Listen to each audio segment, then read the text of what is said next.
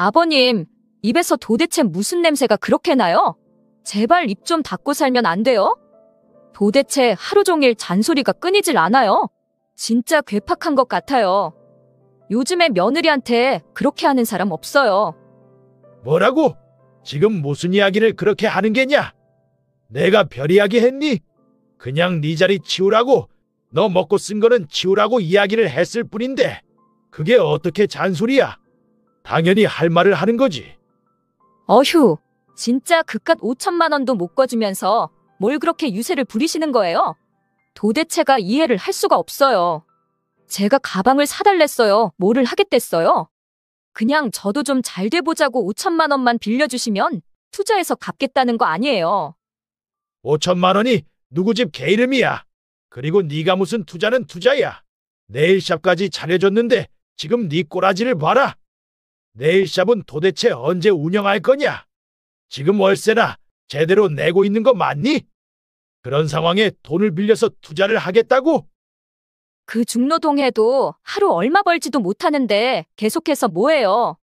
그리고 아버님, 솔직한 이야기로 재산 많으시잖아요? 아버님 가지고 계신 아파트 아들한테 물려주시는 것 말고 또 10억은 있으시다는 이야기 다 들었어요. 됐다. 내가 너랑 무슨 말을 하겠니? 그만하자. 이 꼴 아들내미가 보면 정신이 나갈 것 같구나. 그러니까 5천만 원, 아니 딱 1억만 빌려주세요? 예? 휴, 진짜 솔직히 말하마. 너 네일샵 정리하고 내 돈으로 넣은 보증금 5천만 원 빼다 쓴 거 다 알고 있다. 그 돈은 어쩌고 또 돈 타령이냐? 지금 달라는 돈까지 합이 1억이다. 결코 작은 돈 아니다. 내가 너 돈 빌려주려고 있는 사람도 아니고. 아버님, 네일샵은 제가 어쩔 수 없이 장사가 안 돼서 정리한 거예요. 그 돈은 제가 다시 어떻게든 마련해서 가지고 올게요. 그리고 이번 돈은 제가 어디 나쁜 데 쓰겠다는 게 아니잖아요. 어차피 아버지 말고는 남편한테 부탁해야 하는데 그것도 아버님은 기분 나쁘실 거잖아요. 지금 뭐라는 게냐? 나한테 돈 없으니 내 아들한테 빌리겠다고 협박하는 게냐? 아버님이 돈이 없긴 왜 없어요. 있는 거 다 알고 있다니까요. 진짜 너무하시네. 우리 가족 아니에요? 더 이상 할 말 없다. 김 씨는 그대로 방으로 향했습니다. 하지만 며느리는 분에 못 이겼는지 고래고래 소리를 질러댔습니다.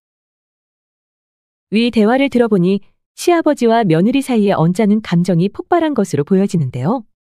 그렇다고 저렇게 막 나가는 며느리가 있다니 그저 놀랍기만 합니다. 그럼 과연 무슨 일 있었는지 인생 라디오를 통해서 들어보도록 하겠습니다. 이 이야기는 75세 김호중 씨의 이야기입니다. 김호중 씨에게는 큰아들과 작은아들이 있습니다. 큰아들은 뒤늦게 40이 넘어서야 결혼을 하게 되었는데 그 큰며느리가 집안으로 들어오면서 기상천외한 일들이 벌어지기 시작했습니다. 어떻게 보면 정말 헛웃음이 나오고 또 어떻게 보면 제정신인가 싶을 정도로 분노하게 되는 사연이 김호중 씨에게 발생한 것입니다. 뉴스로만 들었던 사연이었는데 그런 사연이 김 씨 본인에게도 닥칠 줄은 꿈에도 몰랐던 것이죠. 과연 김호중 씨와 큰며느리 사이에서는 무슨 사건들이 벌어지게 된 것일까요? 사연 시작하기 전에 구독, 좋아요 눌러주시면 채널에 큰 힘이 됩니다. 그럼 바로 인생 라디오 사연 시작하겠습니다. 김 씨는 어릴 적 서울 성북구의 작은 동네에서 자랐습니다. 김 씨의 아버지는 이런저런 막노동 일을 하면서 가장으로서 집안을 책임졌고 어머니 역시도 허드렛 일 등을 하면서 김 씨와 여동생 둘을 키우게 되었습니다. 가난했지만 굉장히 행복한 집이었다고 김 씨는 장담할 수 있었습니다. 배고프게 자라기는 했지만 결코 불행했던 기억, 슬펐던 기억은 거의 없었기 때문입니다. 그만큼 화목한 가정에서 김 씨는 올바른 생각을 가지고 자랄 수가 있었습니다. 그리고 결국 부모님은 그런 일들을 하시면서 우연히 요식업을 하시게 되었고 크게 성공하는 단계까지 가게 되었습니다. 우여곡절이 많았지만 김 씨의 어린 시절은 부모님의 노력 덕분에 해피엔딩이었죠.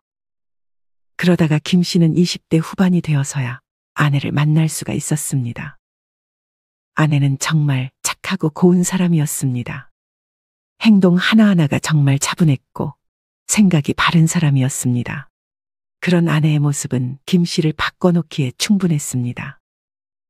하루는 집 앞 식당에 오랜만에 외식을 하고 들어가는 길이었습니다. 그런데 길거리에서 고래고래 고성 방가를 하는 남자 몇 명이 보였습니다. 남의 아파트 단지 앞에서 술주정을 저렇게 하는 거야. 이 동네도 진짜 못 살겠구만. 저저 술 먹는 놈들 때문에 동네가 밤마다 시끄러워서 어쩜 저리들 개념이 없는지. 여보, 진정해요. 술 먹은 사람들이랑 시비 붙어서 좋을 것도 없어요. 그리고 저 사람들도 뭔가 힘든 일이 있었겠죠. 당신도 예전에는 술 많이 마시고 그랬던 시절도 있었잖아요. 아내의 말에 머쓱해진 김 씨가 자신의 소매를 잡아 끄는 누군가를 내려다봤습니다. 이제 막 초등학교 고학년이 된 아들이었습니다. 그리고 그 옆에는 두려운 눈빛으로 아빠를 보는 저학년 작은 아들이 서 있었습니다. 아, 미안해. 너무 흥분을 해버렸네. 내가 아직도 갈 길이 먼 것 같네. 종종 내가 얘네들 아빠라는 걸 잊어버릴 때가 있네. 저기로 돌아가자. 굳이 저런 놈들 옆에 가서 좋을 것 없을 것 같네. 그렇게 김 씨 가족은 수다를 떨면서 돌아서 다른 길로 집에 가게 되었습니다. 그리고 다음날 아파트 방송으로 앞에서 술주정뱅이들끼리 싸움이 나서 크게 다쳤다는 이야기가 나왔습니다. 각별히 안전을 당부한다는 경비실의 이야기였습니다. 당신 말대로 하길 잘했네. 어제 그놈들이 분명할 것 같아. 그놈들 딱 봐도 문신도 하고 인상착의도 정말 안 좋아 보였는데 당신 덕분에 화를 면할 수가 있었네. 당신이 현명해서 그렇죠. 항상 당신은 우리 가족만 생각하면 돼요.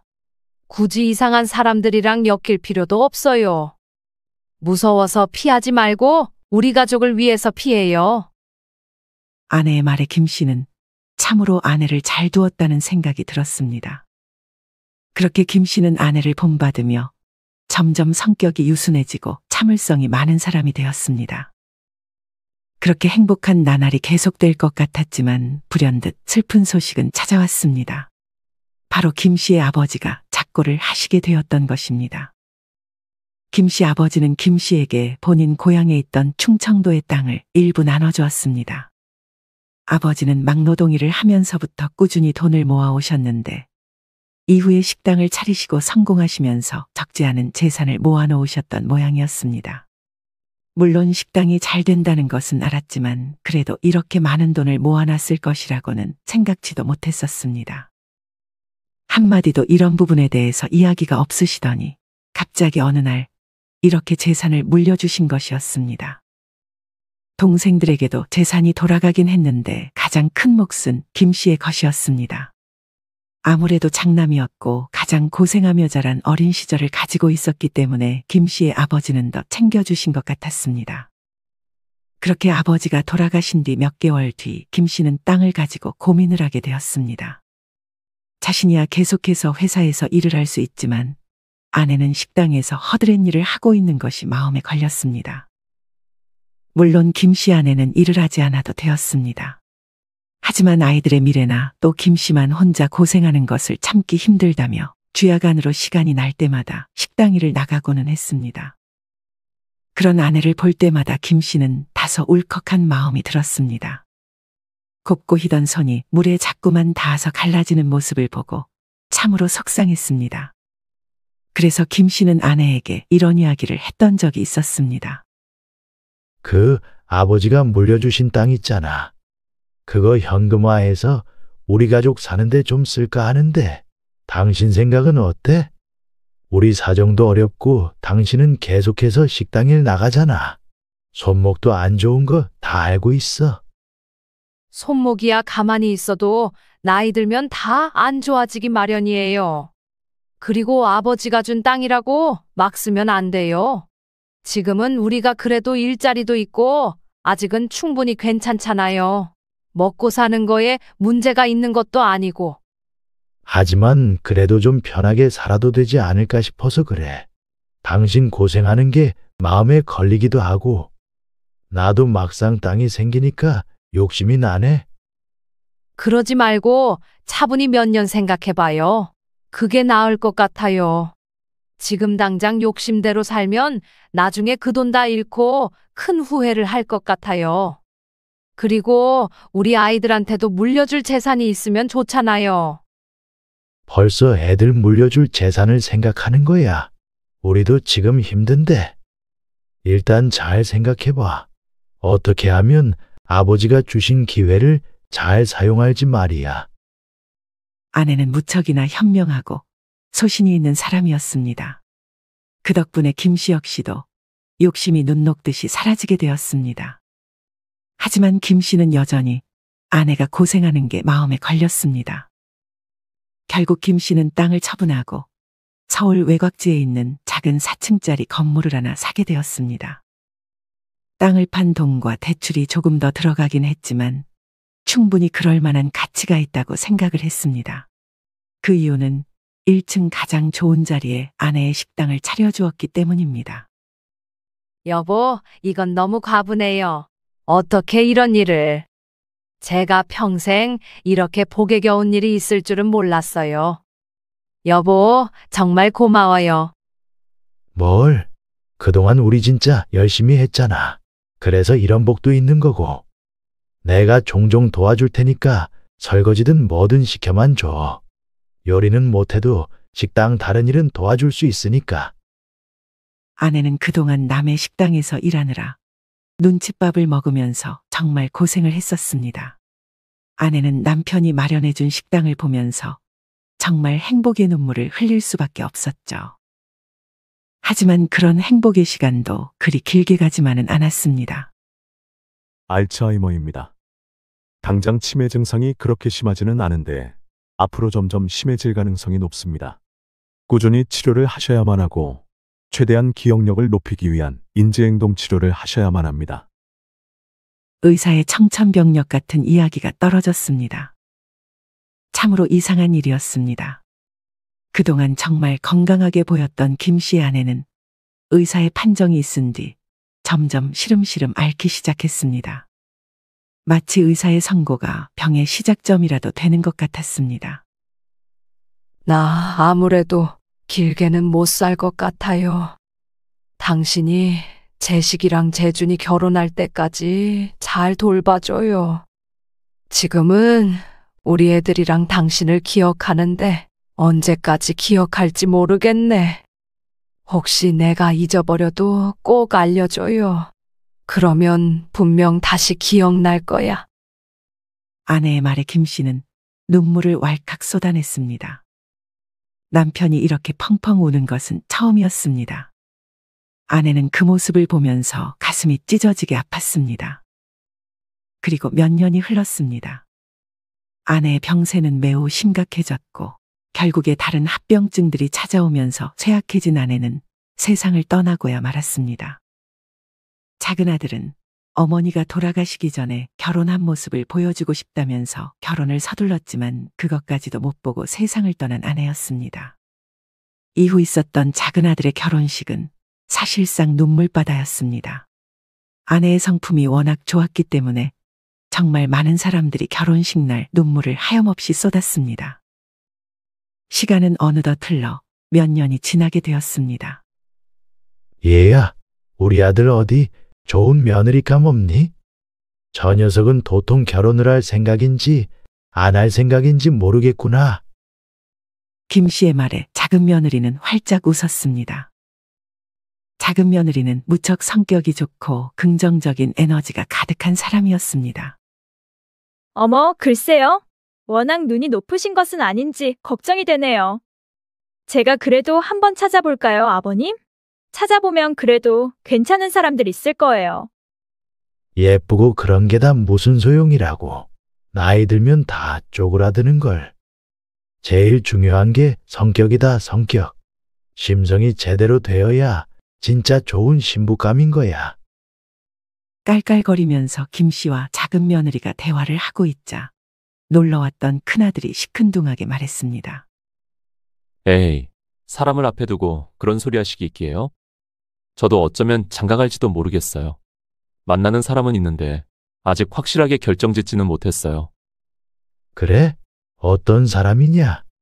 네 엄마 같은 사람이면 딱 좋을 것 같구나. 네 엄마야말로 세상에서 제일 좋은 사람이었다. 너 키울 때도 네 엄마 없었으면 생각만 해도 끔찍하구나. 네 엄마 같은 사람이 최고야. 김 씨의 말에 큰아들은 미소를 지으며 말했습니다. 어머니 같은 사람을 어떻게 찾아요? 지금 생각해도 세상 천사 같은 분이신데요. 그래도 나름 저도 이 사람이면 괜찮겠다 싶어서 말씀드리는 거예요. 나이도 더 먹기 전에 장가를 가는 게 좋을 것 같기도 하고요. 아들의 이야기에 작은 며느리와 작은아들 그리고 김 씨는 경사가 났다며 환호성을 질렀습니다. 큰아들의 나이가 40이 넘어갔기 때문에 다들 혼자 살 팔자인가 보다 하고 있었기 때문입니다. 그렇게 큰아들이 데려온 며느리감은 정말 상당한 미인이었습니다. 작은 며느리가 처음 보자마자 입이 떡 벌어질 정도로 미인이었는데 듣기로 지방의 무슨 사과 아가씨 출신이라는 것 같았습니다. 그리고 정말 얌전했고 상냥한 것이 김 씨의 마음에도 꼭 들었습니다. 그렇게 큰아들은 별 무리 없이 결혼을 하게 되었습니다. 그래도 김 씨는 결혼식에 도움을 주기 위해서 큰아들에게 집을 하나 장만해 주려고 했습니다. 3층짜리 건물이 마침 재개발에 들어간다는 이야기가 있어서 팔까 고민을 하고 있던 찰나였기 때문입니다. 만약 그 자리에 재개발이 들어가면 엄청난 이익을 볼 수 있었고 김 씨 남은 평생을 다 쓰지 못하는 돈이 떨어질 예정이었습니다. 하지만 큰아들은 대견스럽게도 거부하고 자기가 한번 일어서 보겠다는 이야기를 했습니다. 그때까지만 하더라도 정말 몰랐습니다. 앞으로 그런 일들이 벌어지게 될 것이라고는 정말 김 씨도 큰아들도 그리고 작은아들 내외도 몰랐죠. 아버지, 저희 왔어요. 아버지 좋아하시는 홍시 좀 사왔어요. 백화점에 갔다가 홍시가 너무 좋은 게 나와서 사왔어요. 남편한테 물어봤더니 아버님이 홍시를 좋아하신다고 해서 한번 골라봤는데 어떨까 모르겠어요. 큰 며느리는 정말 조근조근 예쁘게 말했습니다. 이 사람이 자기 살 거 안 사고 이 홍시 사왔대요, 아버지. 이거 진짜 비싸더라고요. 참나, 아버지가 어릴 적에 가져다 주시던 홍시도 엄청 맛있었는데 도대체 이건 뭘로 만들었길래 이리 비싼지 모르겠어요. 큰아들이 자기 아내 대신 생색을 냈습니다. 뭘 이런 걸 다 사오고 그러냐? 홍시야 시장에서 사다 먹으면 그만인데. 백화점 거라고?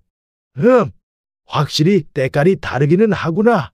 뭔가 고급스럽기는 하네. 맛도 다르려나? 김 씨는 껄껄 웃으면서 홍시를 나눠 먹었습니다. 이처럼 큰아들 내외는 일주일에 한 번씩은 꼭 아버지 댁으로 방문을 했습니다. 그러다가 큰아들과 큰며느리가 진지하게 이야기를 했습니다.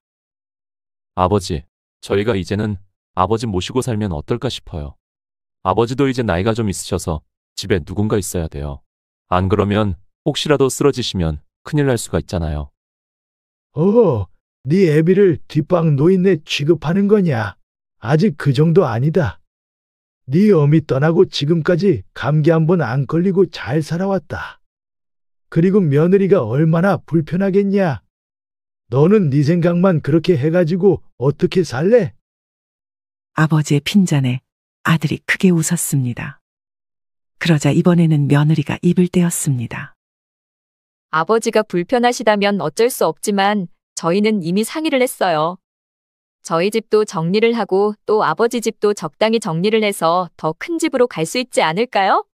그러면 저희랑 아버님 사는데 문제는 없을 것 같아요. 하지만 너희 정말로 괜찮겠니? 요즘 세상에 시아버지를 모시고 살겠다는 이야기는 또 처음 듣는구나. 그래, 이 이야기는 모두가 다 모여서 하는 게 맞겠다. 그렇게 김 씨는 며칠 뒤 큰아들과 작은아들 내외를 모두 호출하게 되었습니다. 너네가 다 모였으니 이제 내가 중요한 이야기를 하려고 한다. 내가 가지고 있던 건물 팔았다. 내 평생 그렇게 많은 돈은 처음 받아보더구나. 서울 외곽지라 얼마 되지 않을 줄 알았는데 40억이란 돈이 생겼다. 40억이요? 아버지, 그걸로 해외여행도 가시고 이제 매일매일 랍스터만 드세요. 우리 아버지 재벌 되셨네. 아버지 이제 좀 편하게 사세요. 다른 걱정은 하지 마시고 그냥 이제는 크루즈 여행? 그런 것도 좀 다니시고요. 작은 아들의 농담에 모두가 화기애애한 분위기가 되었습니다. 랍스터는 무슨? 그리고 해외여행을 이 나이에 가다가는 골병 난다. 젊었을 때 가야 하는 게 맞아. 그래서 내가 생각했다. 이 재산을 너희에게 나눠주려고 한다. 젊었을 때 너희는 나처럼 고생하지 말라고. 네 엄마랑 나랑 얼마나 고생을 했는지. 그래도 너희는 그런 삶을 살지 않아도 돼서 너무 다행이다. 김 씨의 말에 모두가 조용해졌습니다. 아무래도 액수가 엄청나다 보니까 다들 어안이 벙벙한 모습이었습니다. 일단 작은 집 너희한테는 아파트 한 채를 사서 주마. 물론 아예 무슨 강남 중심에 있는 아파트는 안 될 것 같고 적당한 걸로 내가 골라서 주마. 알아서 잘 월세 받든 전세를 받든 해라. 그러면 훨씬 형편에 도움이 될 거다. 아버지, 저희는 정말 괜찮아요. 집도 이미 있고 또 저랑 집사람 모두 회사에서 잘 나가요. 아시잖아요. 형보다 제가 더 월급 많을걸요? 그리고 아버지는 이렇게 저희한테 나눠주시면 펑펑 쓰지도 못하실 거잖아요. 작은 아들의 말에 김 씨와 큰 아들이 피식 웃었습니다. 김 씨는 작은 아들의 말이 기특했습니다. 물론 자신이 세상을 떠나면 물려받을 재산이긴 했지만 당장 거액의 돈에도 흔들리지 않고 자신을 생각해주는 아들의 모습이 참으로 고마웠습니다. 재산 때문에 온갖 사건이 다 나는 세상인데 그런 의미에서 작은 아들은 심성이 바른 어른으로 성장해서 다행이라는 생각이 들었습니다. 됐다. 지금 안 받으면 진짜 내가 다 써버린다. 그냥 내주기는 좀 그렇고 뭐 월세를 받으면 나도 좀 챙기자꾸나. 적당히 소분해서 나도 좀 받아야겠어. 네 말처럼 나도 용돈은 있어야지 뭐라도 사 먹고 그럴 거 아니냐. 그리고 큰아들. 네, 아버지. 저도 진짜 괜찮아요. 저도 집사람도 아직 회사 다니고 있고 또 아버지 모시고 살 생각인데 뭐가 딱히 필요한 것도 없고요. 아버지 필요하신 거 사시거나 재테크하세요. 그리고 당장 이렇게 큰 돈을 주셔도 저희는 쓸 것도 없어요, 아버지. 큰아들의 말에 큰 며느리도 얌전하게 고개를 끄덕였습니다.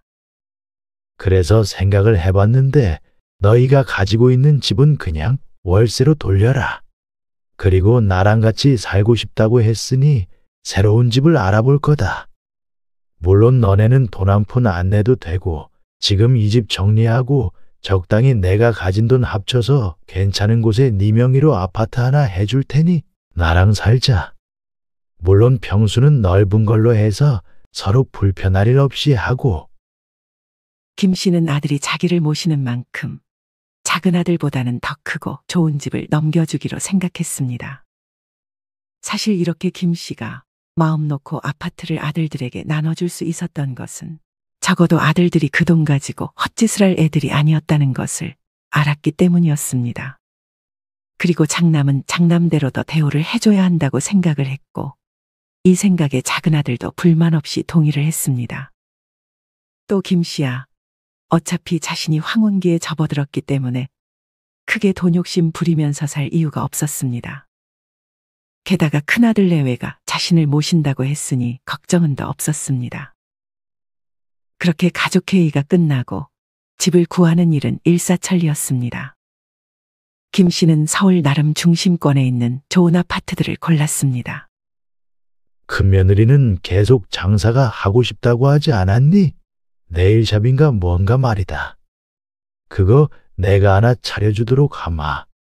중심지는 너무 비싸서 안 될 것 같고 내가 복덕방 양씨한테 부탁해놨으니 몇 개 괜찮은 자리는 찾아줄 게다. 아버님 정말 감사해요. 제가 어떻게 그런 생각을 하고 있는지 아시고.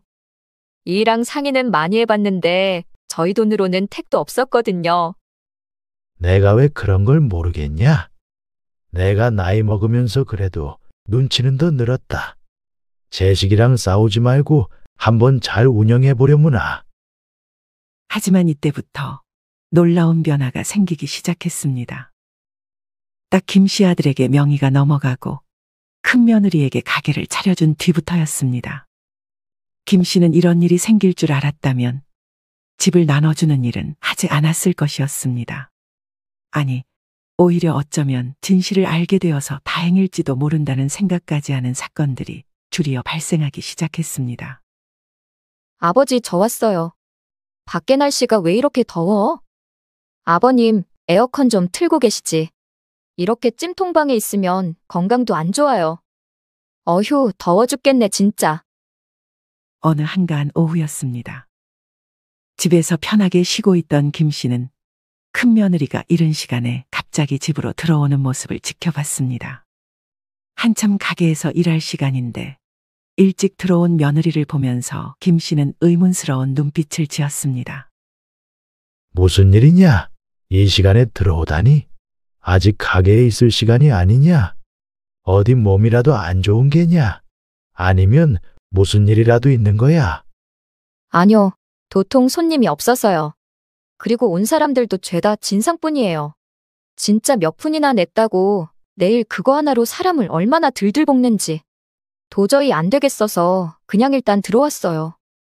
계속 생각만 하고 있었는데 관둘까 고민 중이에요. 갑자기 그게 무슨 이야기냐? 차려준 지 얼마나 됐다고 그러냐? 그리고 거기 계약이 2년이나 되어서 월세도 계속 나가고 그럴 텐데 열심히 해야지. 남의 돈 벌어먹는 게 쉬운 일 아니다. 그러니 다시 한번 잘 힘내서 해보려무나. 어휴, 모르는 소리 마세요. 진짜 요즘 사람들 까탈스러워서. 알겠어요. 며칠만 쉬다가 나갈게요. 휴, 에어컨 틀게요, 아버님. 왜 이렇게 덥게 사세요? 나이가 들면 더위를 안 타나?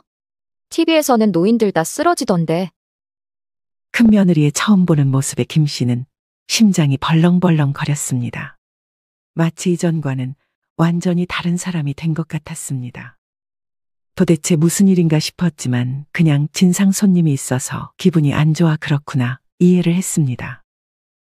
하지만 진짜 지옥은 그 다음부터 시작이 되었습니다. 김 씨가 일찌감치 일어나 거실로 나왔습니다. 그런데 못 볼 꼴을 보고 말았습니다. 머리는 산발이 되어 있고 소파에 누워서 과자를 까먹으면서 깔깔대고 있는 큰 며느리의 모습을 봤기 때문이었습니다. 아침부터 무슨 과자를 그렇게 먹어? 아침을 먹지. 그리고 좀 거기 좀 치워라. 그 봉지며 맥주며 어휴, 그게 다 뭐냐? 가게는 안 나가니? 치우려고요. 아, 가게는 좀 며칠 뒤에 나간다고 말씀드렸잖아요. 아직 3일밖에 쉬지도 못했는데 좀 더 쉴게요. 어차피 지금 날씨 더워서 사람들도 없어요. 며느리의 행동에 기가 찬 김 씨였지만 참아야만 했습니다. 큰아들이 혹여나 이런 모습을 알면 가정이 어떻게 될까 생각을 했기 때문입니다. 또한 지금 며느리의 모습 자체가 너무 이해가 되질 않아서 김 씨는 차분하게 대처를 했습니다. 하지만 김 씨가 완전히 마음을 돌리는 사건이 벌어지게 되었습니다. 거실에 나왔다가 자기 방에서 왁자지껄 통화를 하고 있는 큰 며느리의 목소리를 들었기 때문이었습니다. 진짜 노인네 짜증나 죽겠어. 어휴, 너네는 절대로 시아버지 모시고 산다는 이야기 하지 마라. 진짜 미친 짓이다. 그렇다니까? 얼마나 불편한지. 아니, 불편한 건 둘째치고 마주칠 때마다 입냄새가 나는데 짜증나 죽겠어. 아니, 뭘 먹으면 그런 노인네 냄새가 나는 거야? 도저히 이해를 못하겠다. 샤워는 하는지 원. 휴, 다시 나가고 싶은데 남편을 어떻게 설득해야 할지 모르겠네. 재산이야 이미 남편 명의로 이 집 잡혀 있으니까 뭐 적당히 좋은 집으로 가지 않을까? 시아버지? 그거 내가 알게 뭐야. 충격적인 며느리의 통화 내용이었습니다. 하지만 다음 내용은 더 충격적이었습니다. 네일샵? 그거 저번 주에 그냥 보증금 받고 빼버렸어. 보증금도 5천밖에 안 되는 구석진 자리야. 5천만 원? 그걸 내가 왜 시아버지를 줘? 일단 좀 생각 좀 해보다가 쓸 데를 찾아봐야지. 뭐 당분간 그냥 좀 구라 좀 치면서 잘 구슬리다가 기회 봐서 눈물 흘리면서 이야기해야지 뭐. 김 씨는 통화 내용을 듣고는 엄청나게 분노했지만 바로 티를 낼 수가 없었습니다. 과거 아내한테 배운 차분한 태도를 유지하면서 이를 갈았습니다. 나중에 이 일에 대해서 확실하게 따져 물어야겠다는 생각을 했고 기회가 온다면 버릇을 고쳐줘야겠다는 생각을 했습니다. 다만 큰아들은 여전히 지 와이프를 좋아하는 것 같으니 관계가 깨지지 않는 선에서 문제를 해결하고 싶은 김 씨였습니다. 그러던 어느 날 김 씨는 굉장히 컨디션이 안 좋았습니다. 밤새도록 화장실을 가는가 하면 또 열도 나는 것 같았고 식은땀도 나는 상황이었습니다. 병원에 가고 싶은데 가고 싶어도 기운이 없어서 아무것도 할 수 없자 김 씨는 큰며느리를 불렀습니다. 아가, 나 병원 좀 데려다 줄 수 있겠니? 나 지금 몸이 상당히 좀 불편한 것 같구나. 지금 2시니까 병원들 점심시간도 끝났을 것 같고 내과 좀 다녀와야겠다. 아버님, 저 오늘은 바빠요. 지금 나가야 돼서 아버님, 병원 들렸다 가면 좀 애매해요. 제가 올 때 약 사올게요. 적당한 진통제 같은 거 사올 테니까 아픈데 문자로 남겨주세요. 그러면 약사한테 말해서 그에 맞춰서 사올게요. 큰며느리의 말에 김 씨는 암담해졌습니다. 그리고 진짜로 큰며느리는 채 몇 분이나 지났을까 깨르르 친구들과 통화를 하는 것 같더니 밖으로 나가버렸습니다. 집안은 고요했고 끙끙 앓는 김 씨의 소리만이 방 안에 울려 퍼졌습니다. 시간이 흘러 저녁이 되었고 큰며느리가 돌아왔습니다. 안타깝게도 큰아들 녀석은 지금 해외 출장을 나간 상황이라서 몇 개월이나 자리를 비우는 상황이었습니다. 그래서 큰며느리에게 이야기를 했습니다. 아가, 혹시 약 사온다는 거 사왔니? 문자는 내가 보내놨다. 두통이랑 메스껍기도 하고 목이 많이 아프고 열이 나는구나. 아, 죄송해요. 제가 깜빡 잊었어요. 지금도 많이 아프세요? 몸 관리 잘해야죠. 노인들 아프면 고생하는 건 자식들이에요. 며느리는 시아버지 앞에서 비틀비틀거리며 말했습니다. 아마도 잔뜩 술을 마시고 온 모양이었습니다. 그 순간 김 씨는 머리가 핑그르르 도는 어지럼증을 느꼈습니다. 도저히 안 되겠다 싶어 방으로 돌아간 김 씨는 급하게 119를 눌렀습니다. 그렇게라도 하지 않으면 정말 이대로 아무것도 못하고 쓰러질 것만 같았기 때문입니다. 그렇게 출동한 119 구급차를 타고 인근 대학병원으로 가게 되었습니다. 그리고 사흘 밤낮을 앓고 나서야 김 씨는 의식이 겨우 돌아올 수 있었습니다. 다행입니다. 의식이 돌아오셔서. 코로나입니다. 어르신들의 경우, 코로나 같은 경우 진짜 위협적인 병일 수가 있습니다. 최근에 발견되는 변형 코로나는 특히 어르신의 호흡기에 치명적일 수가 있습니다. 다음부터는 정말 어디 아프시면 바로 오셔야 합니다. 큰며느리는 이야기를 들으면서 고개를 주걱거렸습니다. 뭔가 굉장히 불만이 가득한 얼굴이었습니다. 김 씨는 이제 좀 살 것 같다는 기분이 들었습니다. 3일 밤낮으로 끓던 열이 떨어져서 오한도 사라졌습니다. 아버님, 일단 여기 계세요. 병원비는 아버님 카드로 결제했어요. 한 달만 여기서 푹 쉬고 계세요. 무슨 소리냐? 지금 코로나도 거의 나은 것 같고 여기 병원비가 얼만데 한 달이나 여기 있으라는 게냐? 링겔 다 맞으면 집으로 갈 게다. 의사도 관찰만 잘하면 집에 돌아가도 된다고 그랬다. 그냥 있으시라고요, 진짜. 지금 냄새나 죽겠어요. 아버님, 왜 나이든 노인들은 아프면 냄새가 나는지 모르겠네. 어쨌거나 남편한테도 연락을 해놨어요. 그냥 여기 계세요. 집에 돌아오셔서 괜히 또 저 욕먹게 하지 마시고요. 아시다시피 저 아버님 챙길 능력도 없어요. 김 씨는 차마 입을 열 수가 없었습니다. 사실상 며느리는 자신을 요양원에 내쫓듯이 버린 것이나 다름이 없었습니다. 내 집인데 내 집에 못 가는 그런 상황이 벌어진 것입니다. 그렇게 며느리가 떠난 뒤에 김 씨는 곰곰이 생각을 하다가 집으로 일단 가봐야겠다는 생각을 했습니다. 그래서 집에 가봤지만 현관문 비밀번호가 바뀌어 있었습니다. 게다가 문을 두드려도 큰 며느리의 인기척은 전혀 느껴지질 않았습니다. 김 씨는 터덜터덜 한참이나 동네를 서성이다가 결국 큰 며느리의 모습은 발견하지 못하고 병원으로 돌아오게 되었습니다. 당장 길거리에서 노숙을 할 수는 없었기 때문이었습니다. 그리고 이틀이 지났을 때 갑자기 병실 문이 왕 열렸습니다. 불이 나게 뛰어왔는지 땀이 범벅이 된 아들의 모습이 보였습니다. 김 씨는 아들을 보자마자 눈시울이 붉어졌습니다. 그동안의 마음고생이 아들을 보자 터져나올 것만 같았습니다. 아버지, 도대체 이게 무슨 일이에요? 어디가 얼마나 아프신 거예요? 코로나 때문이라고는 들었는데 그런 독감 같은 걸로 이렇게 입원하실 분은 아니잖아요. 아버지가 얼마나 건강하셨는데. 저 해외 출장 가 있다가 아버지 소식 듣고 그냥 바로 최대한 빠른 비행기 끊어서 왔어요. 그래도 되니? 중요한 출장이라고 하지 않았어? 일 그렇게 하면 사람들한테 밉보여서 안 된다. 무슨 말씀이세요, 아버지? 병원에 아버지가 이렇게 입원해 있는데. 일이고 뭐고 그딴 거는 100번도 더 구할 수 있으니까 걱정 마세요. 그나저나 도대체 무슨 일이 있으셨길래 얼굴이 이렇게 안 좋으신 거예요? 코로나 때문에 그런 거예요? 아니면 다른 병이라도 있대요? 환자복을 입고 있는 김 씨를 보며 아들은 정말 크게 걱정했습니다. 하지만 김 씨는 이야기를 어디서부터 해야 할지 몰랐습니다. 그리고 집사람은 어딨어요? 가게 나갔어요? 아버지가 이렇게 아프면 그거 며칠 쉬면서 여기 있어야지. 이 사람이 진짜. 그 이야기에 김 씨의 표정은 엄청나게 어두워졌습니다. 그제야 아들은 뭔가 잘못되었다는 것을 느꼈습니다. 무슨 일 있으셨죠? 그 사람이 뭐래요? 그냥 병원에 안 오고 있는 거예요? 아니면 뭐 서운한 일이라도 있었어요? 아들의 말에 김 씨는 그제야 눈물을 흘리며 입을 열 수밖에 없었습니다. 그동안 큰 며느리가 했던 행동들이 머릿속을 스쳐 지나갔습니다.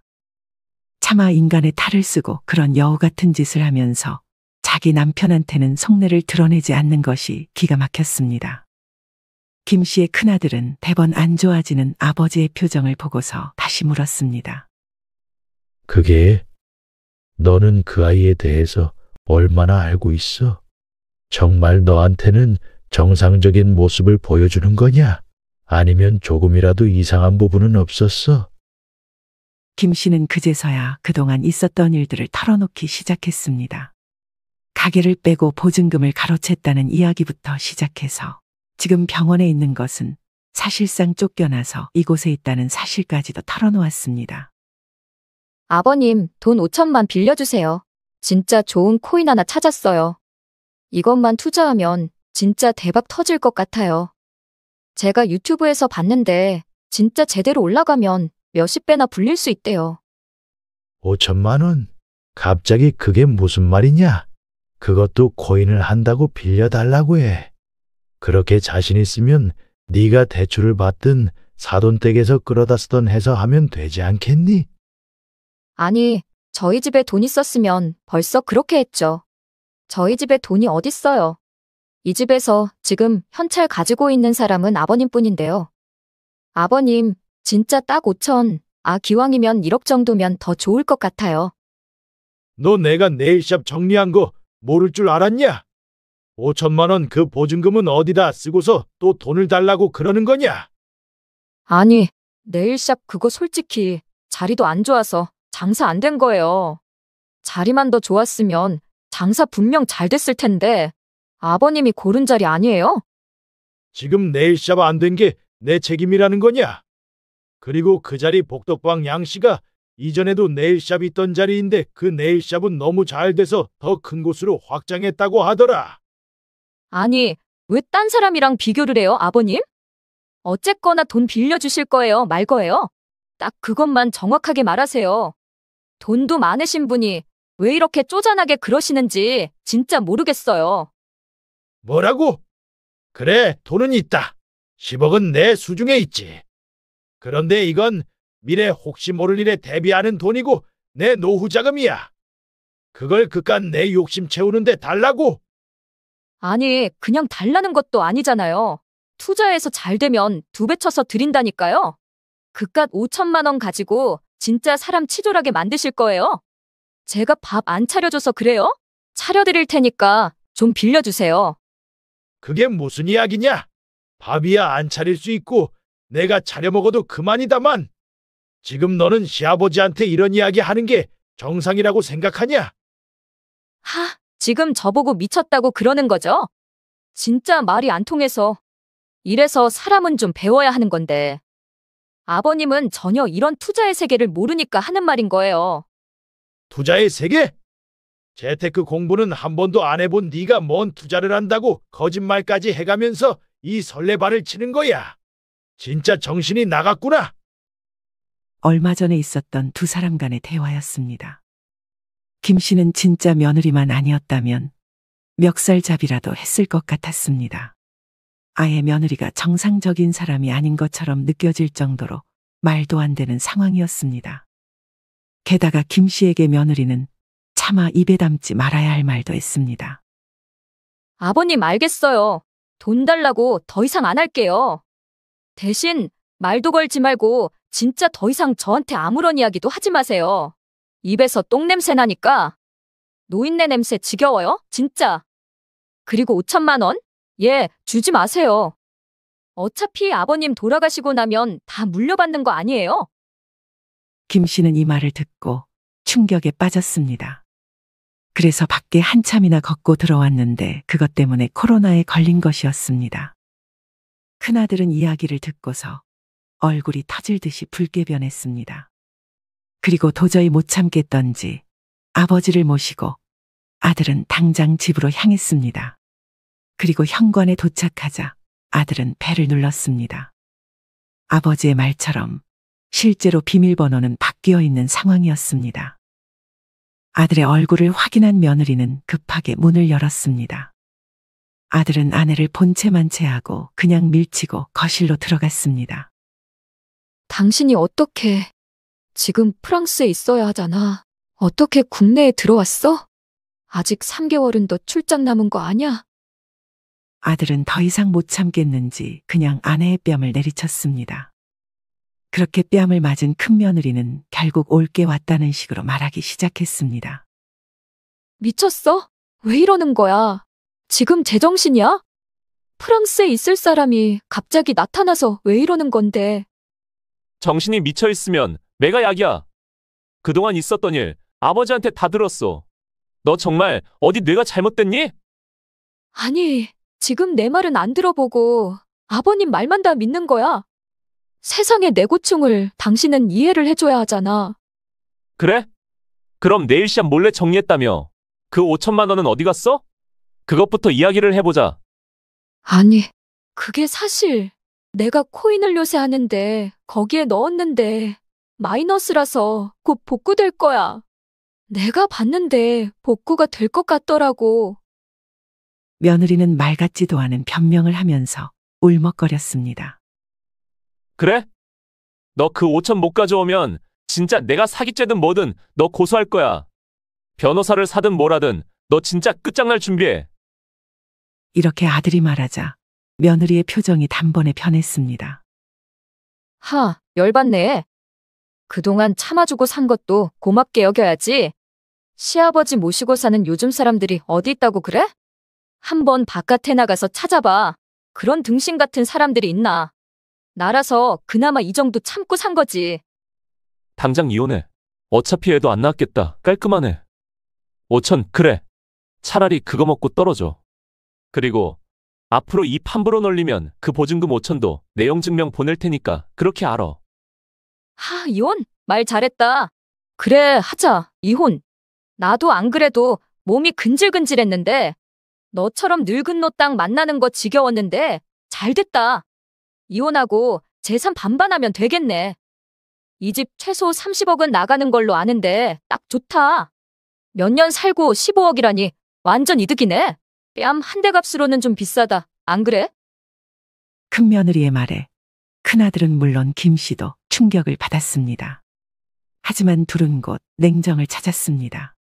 그리고 당장 나가라고 소리를 쳤고 큰며느리는 그 길로 자기 백들을 챙겨서 밖에 나갔습니다. 하지만 채 며칠이 지나지도 않아서 전화가 왔습니다.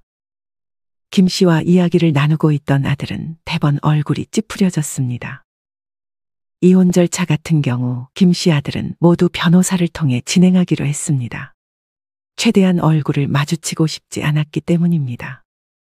그런데 며칠 전 폭언을 한 뒤 그대로 집을 나갔던 며느리에게서 전화가 걸려온 것입니다. 김 씨는 받아보라고 말했고 김 씨 아들은 거리낌 없이 스피커폰으로 연결했습니다. 여보, 나 생각이 바뀌었어. 그때는 내가 진짜로 뭔가 잘못되었었나 봐. 진짜 나 요즘에 우울증 있었던 것 알잖아. 그래서 날카로워졌나 봐. 큰며느리의 말에 김 씨와 아들은 헛웃음을 지었습니다. 사실 큰며느리가 이렇게 숙이고 들어올 것이라는 것을 김 씨와 아들은 알고 있었습니다. 이미 고소장을 경찰서에 넣은 상황이었기 때문이었습니다. 5천만 원을 사기쳤다는 사유였습니다. 이 소식을 큰며느리는 전해 들었을 것이고 그러자 바로 전화가 온 것이었습니다. 참으로 어찌 보면 간사하고 또 어떤 부분에서는 딱한 느낌마저 들었습니다. 물론 그렇다고 며느리의 죄를 못 본 채 눈 감거나 가만두는 상황은 없을 것이었습니다. 진짜 경찰서에서 연락이 오자 큰며느리는 자칫 잘못하면 자기가 돈을 갚아줘야만 하는 상황이 되자 전화를 한 것입니다. 야, 정신 차려. 나니까 그동안 정생각해서 두들겨 안 패고 내보낸 줄 알아. 그리고 나도 생각이 바뀐 게 하나 있는데 5천만 원 다시 받아야겠다. 아무리 생각해도 괘씸해서 경찰서에 고소장을 넣었으니까 연락 오면 잘 받아. 아니, 벌써 연락 받았어. 여보, 이건 아니잖아. 부부끼리 고소하는 게 어딨어. 진짜 다시 한번 생각해봐. 우리 연애할 때 정말 좋았었잖아. 그리고 잘 지내다가 아버님 모시고 살다가 그런 건데. 그리고 네일샵 그 돈 진짜로 내가 좀 시간만 주면 다시 5천 만들어서 줄게. 경찰서가 웬 말이야, 여보. 아버지, 코로나로 다 죽어갈 때까지 그냥 방치하고서 뭐? 똥냄새가 난다 어쩐다 하고서 병원에 강제로 쫓아내? 지금도 생각하면 너 밟아 죽이고 싶을 정도야. 아니, 그건 아버지 건강이다 회복된 것 같지 않으니까 그런 건데. 생각 같아서는 진짜 너 뺨한 대로 끝난 거 다행인 줄 알아. 깔끔하게 이혼 도장 찍어라. 더 이상 지지부진하게 이야기하지 말자. 그리고 어지간하면 전화도 하지 마. 목소리도 듣기 싫어. 할 말 있으면 너도 변호사로 해. 여보, 진짜 내가 미안해. 내가 지금 찾아갈게. 지금 당장 찾아가서 아버님께 도다 설명드리고 진짜 사죄할게. 큰며느리의 말에 김 씨가 입을 열었습니다. 나 여기 있다. 여기 와서 뭘 한다고? 사과를 한다고? 그럴 필요 없다. 내가 코로나에 걸렸다가 내 집에서 쫓겨나 보니 알겠구나. 너는 도저히 우리 집에 들일 수 없는 애라는 걸 알았다. 아버님, 진짜 저도 저만의 사정이 있어요. 그리고 아버님, 그게 어떻게 버린 거예요? 세상에 1인실에 시아버지를 버리는 사람이 어딨어요?